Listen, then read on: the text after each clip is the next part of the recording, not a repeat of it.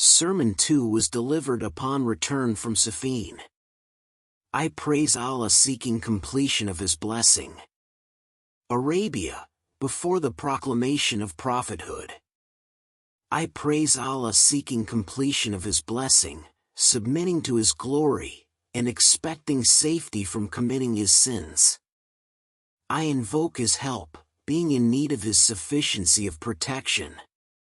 He whom He guides does not go astray, he with whom He is hostile gets no protection. He whom He supports does not remain needy. Praise is most weighty of all that is weighed and the most valuable of all that is treasured. I stand witness that there is no God but Allah, the One. He has no like. My testimony has been tested in its frankness, and its essence is our belief. We shall cling to it forever till we live and shall store it for facing the tribulations that overtake us because it is the foundation stone of belief, Iman, and the first step towards good actions and divine pleasure. It is the means to keep Satan away. I also stand witness that Muhammad is his slave and his prophet.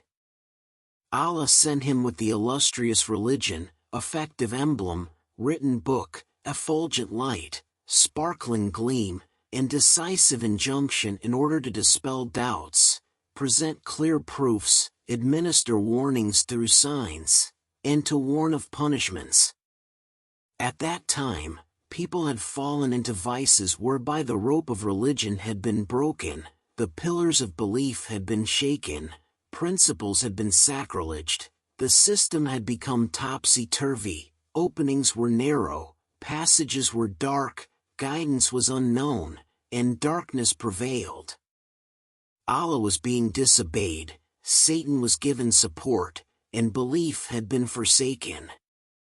As a result, the pillars of religion fell down, its traces could not be discerned, its passages had been destroyed, and its streets had fallen into decay. People obeyed Satan and trod his paths. They sought water from his watering places. Through them, Satan's emblems took flight, and his standard was raised in vices which trampled the people under their hoofs, and trod upon them with their feet. The vices stood on their toes in full stature, and the people immersed in them were strayed, perplexed, ignorant, and seduced as though in a good house with bad neighbors. Instead of sleep, they had wakefulness, and for antimony, they had tears in their eyes.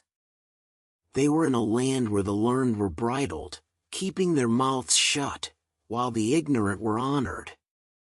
In the same sermon, Amir al-Mu'minin referred to al-Nabi, the household of the Holy Prophet, as under, they are the trustees of his secrets, shelter for his affairs, source of knowledge about him, center of his wisdom, valleys for his books, and mountains of his religion.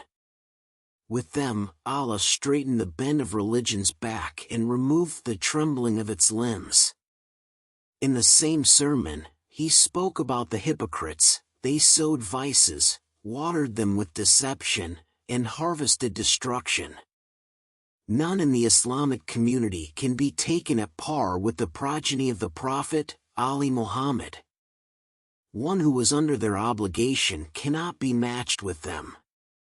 They are the foundation of religion and pillar of belief. The forward runner has to turn back to them while the follower has to overtake them. They possess the chief characteristics for vicegerency. In their favor exists the will and succession of the Prophet. This is the time when right has returned to its owner and diverted to its center of return.